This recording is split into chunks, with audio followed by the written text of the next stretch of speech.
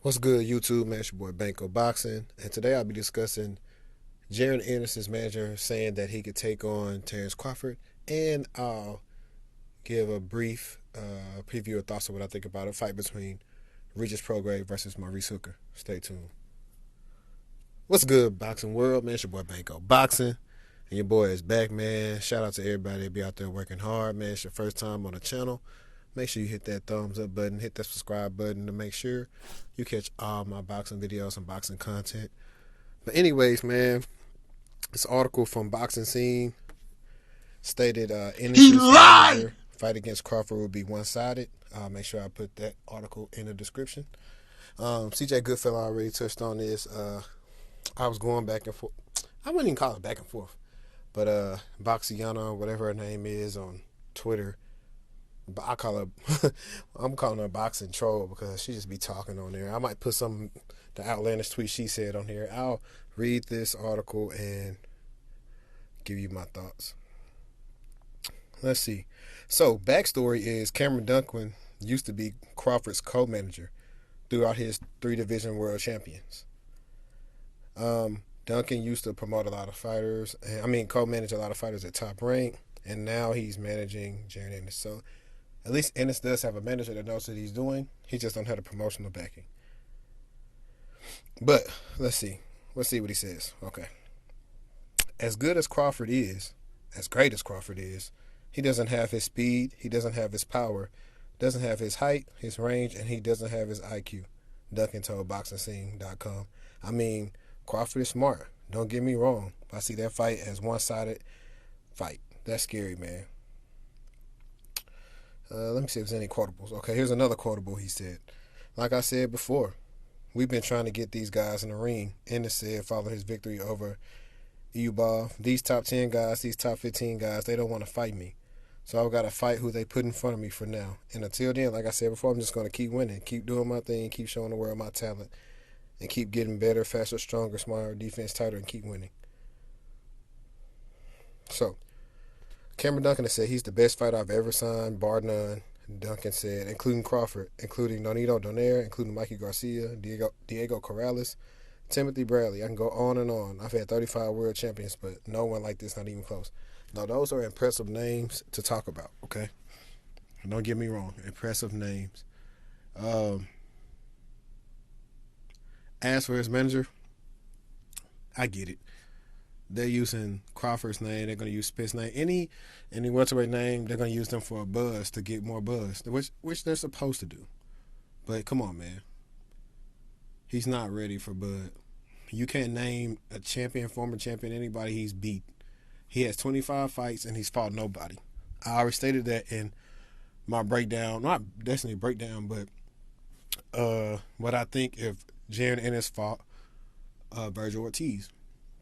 So I already stated to you all that although I see the talent that Ennis possesses, he ain't fought nobody to back that talent up. It's possible that Ennis could be running into a situation where this kind of reminds me of Roy Jones' situation. I don't think misspoken. I might try to find an interview where Roy Jones is talking about that, and then I'll try to put that in the description as well, is where I was talking about how Roy's dad was the reason why Roy wasn't getting bigger fights early on in his career, and Roy knew he had the talent to be fighting better opposition, and they were at odds about that, and to where he had to step away and finally do what he had to do to get those big fights. That may be something that Ennis is going through. Jaron Ennis isn't like a Devin Haney. We knew about Devin Haney since he was 15, 16 years old. And so he's super popular. That's why he had all this power to negotiate these deals of being his own promoter and getting his money because of that. That's not Ennis. Ennis is more so now known to the still hardcore fans. It wasn't a lot. Trust me, it wasn't casuals that tuned into that Clarissa Shields card. It wasn't casuals that tuned into that. That were hardcore fans that knew she was boxing. Having said all that, come on, man. Like, I'm about to go through. I'm about to go through Terence Crawford boxer real quick. I'm gonna just read off some names. You know, real quick, just to talk about this champions. All right, ready? Let's go. Amir Khan, former champion. Jose Benavidez Jr. I'm not for sure if he's a champion, but Jeff Horn, champion, and Dongo took his belts from him. I can't remember if Felix Diaz was a champion or not, so I could be wrong. But he was an Olympic gold medalist. Great fighter. John Molina Jr., tough, but Victor Postile, champion. Man, Ricky Burns. Let's see. Brady's Pitts got one for the title. Vacant. Let's see. He was defending his title, I think, against Gamboa. Beltran, two. Thomas Dulame. All these guys, man. De'Aaron John. You know what I'm saying? Now, going off of name cachet, Crawford doesn't necessarily have that, but when you dive into the people he beat at the time he beat them, they were pretty good. Ennis is just going to have to claw his way up. Let me see something. Let's see top 15 boxing welterweights. Let's see what comes up. I'm just Googling this. This is Box Live.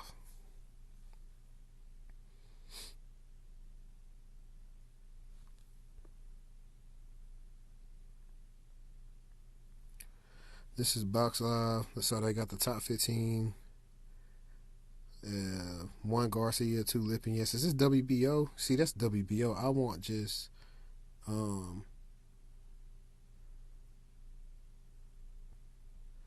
me see if this is gonna give me just the top 15, like just in general. So let's see. See, that's still giving me everything. So I don't even know he's ranked in. I'm looking through. Okay, perfect. All right, so Ennis is okay. So he's ranked number 13 in the WBO. He's ranked number 15 in IBF. He's not ranked in the WBC, and he's not ranked in the WBA. Okay, so cool. Basically, on this list,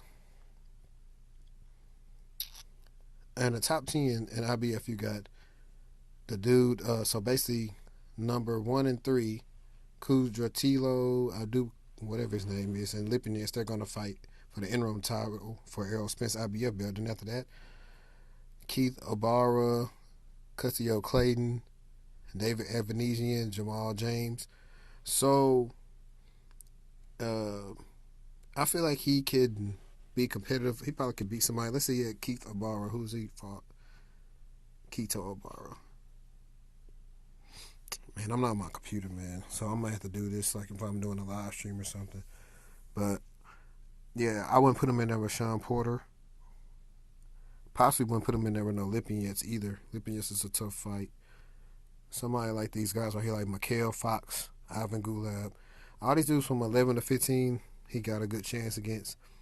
Let's look at Jamal James.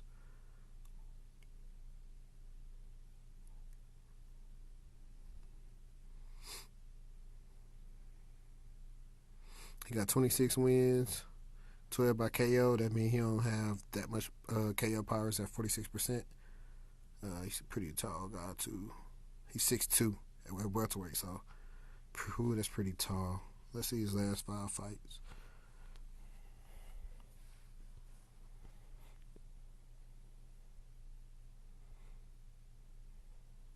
He fought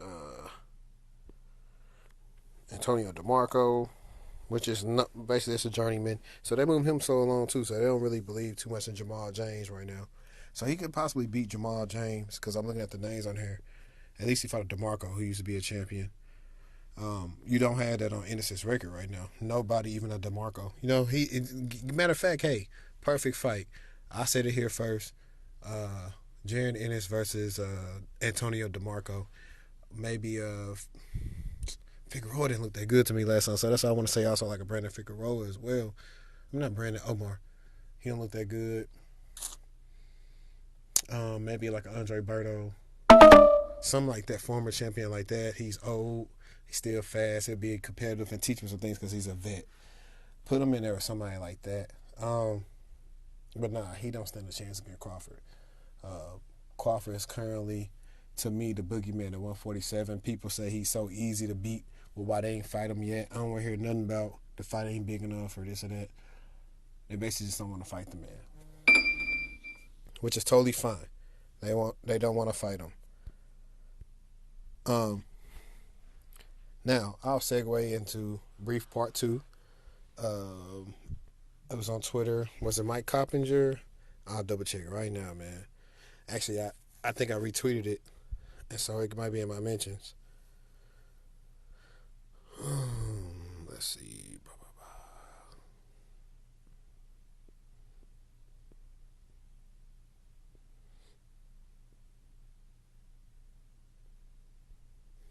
It was today. Okay. Uh, Mike Coppinger said Regis Prograis, Maurice Hooker in talks for April 11th on the Zone, potentially at Madison Square Garden. Prograis told Prograis' manager Sam Kowalski tells the Athletic the deal is far from done.